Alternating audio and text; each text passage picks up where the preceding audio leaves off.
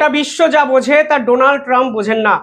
এবার ইউএস কংগ্রেসের 19 জন ল makers Donald ট্রাম্পকে রীতিমতো আলটিমেটাম দিয়ে একটা চিঠি লিখলেন এবং এই চিঠিতে তারা সরাসরি আমেরিকার প্রেসিডেন্টকে বললেন, ইমিডিয়েটলি ভারতের সঙ্গে সম্পর্ক ঠিক করুন।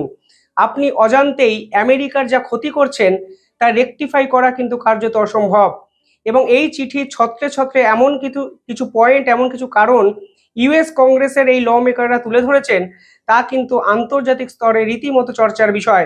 এবং আলটিমেটলি আমেরিকা এই মুহূর্তে গ্লোবাল পাওয়ার হিসাবে ঠিক কোথায় দাঁড়িয়ে আছে এবং তারা যে কতটা ইনসিকিউর ফিল করছে, এমনকি তাদের জিওপলিটিক্যাল যে প্ল্যানিং তা যে ভারত ছাড়া কার্যত অসম্ভব, তা কিন্তু এই চিঠির বিষয়বস্তু যদি আপনারা শোনেন তাহলে পরিষ্কার বুঝতে পারবেন। আজকে এখানে এই চিঠির 5 থেকে 6টা এমন গুরুত্বপূর্ণ পয়েন্ট আপনাদের শোনাবো যা আপনাদের জানা উচিত, বোঝা উচিত যে ভারত আসলে আন্তর্জাতিক স্তরে কোন জায়গায় গিয়ে পৌঁছেছে এবং ভারতের প্রভাব এবং প্রতিপত্তি আজকে ইউএস কংগ্রেসের ল মেকাররা অব্দি ফিল করছেন।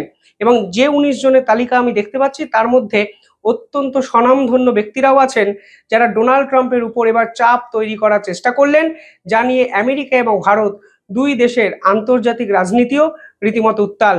ভিডিওটি শেষ অবধি দেখবেন। তার আগে ছোট্ট একটা অনুরোধ, যারা এই ভিডিও দেখছেন তারা পারলে চ্যানেলটিকে একটু সাবস্ক্রাইব করে পাশে থাকা বেল আইকনটি ক্লিক করে আমাদের পাশে থাকবেন। ইতিহাস থেকে বর্তমান, সময় থেকে সমাজ, দেশ থেকে বিদেশ, ইতিহাস শুধু বইতে নয়, দেখবেন ভিডিওতেও। এই নেটওয়ার্ক এখন অনেক বড়। আপনারা দেখছেন দ্য ইন্ডিপেন্ডেন্ট নেটওয়ার্ক। এখানে প্রথম পয়েন্টে পরিষ্কারভাবে ইউএস কংগ্রেসের ল মেকাররা বলেছেন, আপনি যেভাবে ইন্ডিয়ার উপর ট্যারিফ লাগাচ্ছেন তা আসলে ভারতের শুধু নয়, আমাদের আমেরিকার জন্য কিন্তু ক্ষতি হচ্ছে। কারণ এক্ষেত্রে অত্যন্ত গুরুত্বপূর্ণ যে জিনিসটি তৈরি হচ্ছে তা হলো ভারত ও আমেরিকার মধ্যে যে স্ট্র্যাটেজিক পার্টনারশিপ আছে তার মধ্যে একটা বিরোধ তৈরি হয়েছে। এবং পরিষ্কারভাবে বলা হয়েছে যে নিউ দিল্লির সঙ্গে যদি এখনই ফরেন রিলেশন আপনি ঠিক না করেন তাহলে এর ফল কিন্তু আমেরিকাকেও ভুগতে হতে পারে। পরবর্তীকালে এখানে বলা হয়েছে নেগেটিভ রিয়াকশন তৈরি হয়েছে ভারতীয়দের মধ্যে। মানে আমেরিকানদের নিয়ে এতদিন অবধি ভারতীয়রা যা ভাবতেন, আজকে আপনি এসে যে কর্মকাণ্ড ঘটালেন এতে কিন্তু সাধারণ মানুষের মনে আমেরিকা বিরোধী ক্ষোভ বাড়ছে এবং তারা কিন্তু আমেরিকার প্রোডাক্ট বয়কট অভিযান অবধি শুরু করে দিয়েছেন, যা কিন্তু দুই দেশের ডিপ্লোম্যাটিক টেনশনকে অত্যন্ত খারাপ জায়গায় নিয়ে যাচ্ছে। অর্থাৎ তারা বোঝাতে চেয়েছেন, আপনি হয়তো ট্যারিফ লাগিয়ে ভারতের বিপক্ষে কিছু শক্তিশালী পদক্ষেপ নিতে চাইছেন, কিন্তু পাল্টা ভারতীয়রা যদি ইন্ডিয়ানরা যদি আমেরিকার প্রোডাক্ট বয়কট অভিযান শুরু করে, যা শুরু হয়ে গেছে, তাতে কিন্তু আমেরিকারও অর্থনৈতিকভাবে ক্ষতি হবে। পরবর্তীকালে এখানে তারা লিখেছেন যে আপনার এই পদক্ষেপের ফলে ভারতবর্ষের সাথে চীন এবং রাশিয়ার এক চূড়ান্ত ভালো একটা সংযোগ এবং সম্পর্ক তৈরি হচ্ছে। এখানে কোট আনকোট পরিষ্কার বলা হয়েছে যে এসসিও সামিটে প্রথমবারের জন্য ভারতের প্রধানমন্ত্রী নরেন্দ্র মোদী বহুদিন পর চীন গেছেন এবং সেখানে চীনের প্রেসিডেন্ট, রাশিয়ার প্রেসিডেন্ট পুতিন এবং নরেন্দ্র মোদীর সঙ্গে একটি বৈঠক হয়েছে, যা কিন্তু কখনোই আমেরিকার জন্য ভালো বার্তা নিয়ে আসবে না। ফলে এই মুহূর্তে দাঁড়িয়ে যেভাবে ভারত এবং চীন নিজেদের মধ্যে বর্ডার রিলেটেড সংঘাতকে মিটিয়ে নিচ্ছে তা কিন্তু আমেরিকার জন্য অত্যন্ত খারাপ একটা বার্তা নিয়ে আসছে।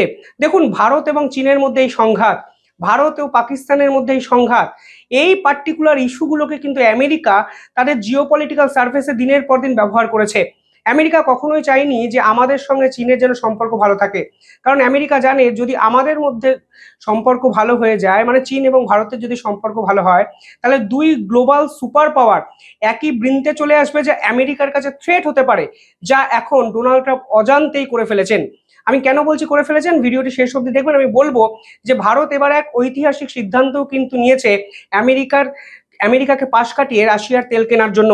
ফলে আজকে ইউএস কংগ্রেসের এই প্রতিনিধিরা পরিষ্কারভাবে আমেরিকার ডোনাল্ড ট্রাম্পকে বলেছেন যে আপনি যেটা করলেন তা আসলে ভারত এবং চীনের যে সম্পর্ক ভেঙে গেছিল তাকে আপনি রিপেয়ার করে দিলেন, যা আমেরিকার জন্য অত্যন্ত খারাপ।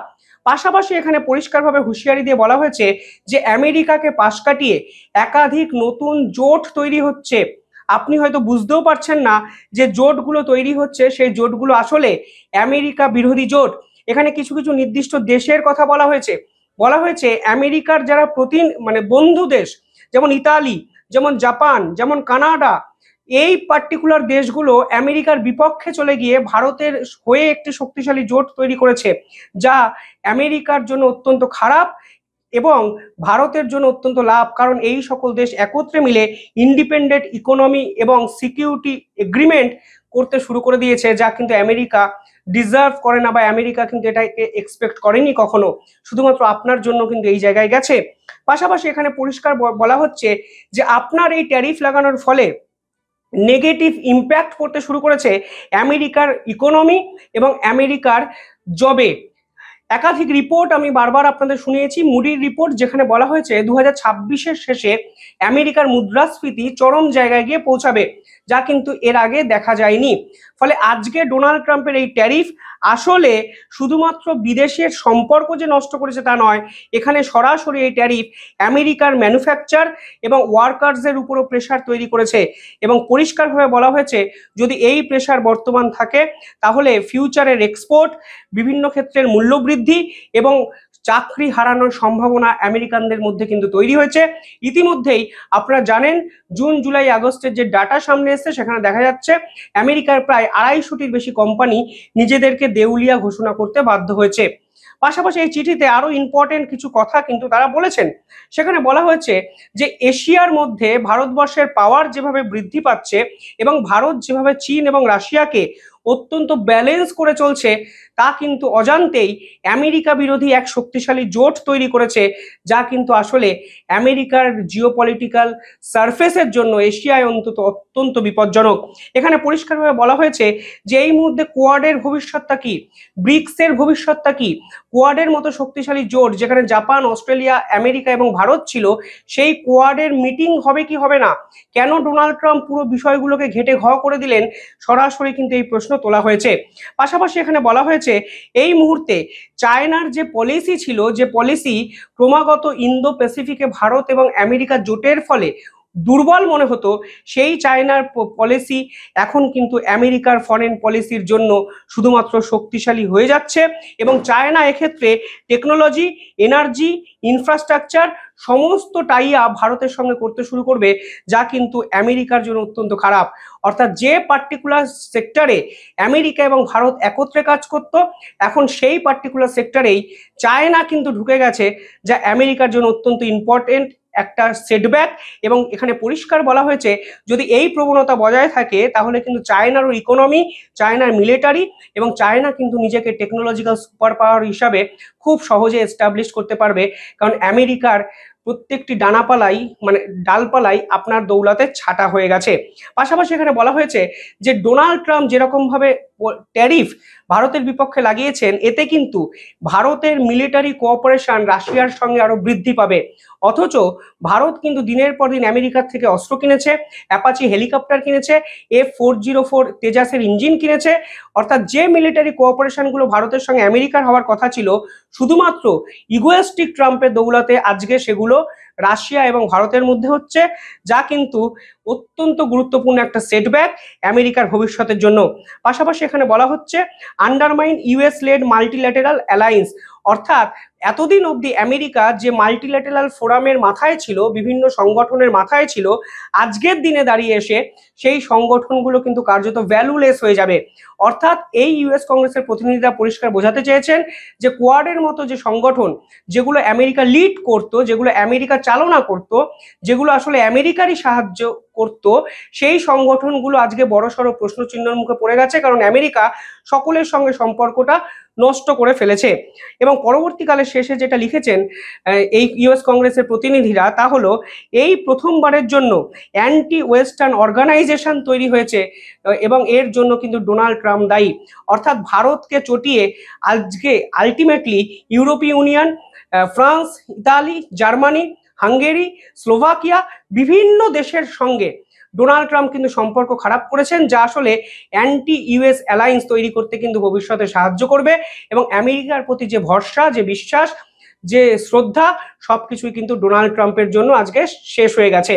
পাশাপাশি আজকে ভারতের পক্ষ থেকে ঘোষণা করা হয়েছে যে ভারতের দুটো কোম্পানি রাশিয়ার তেল এবার কিনবে চাইনিজ মুদ্রায়।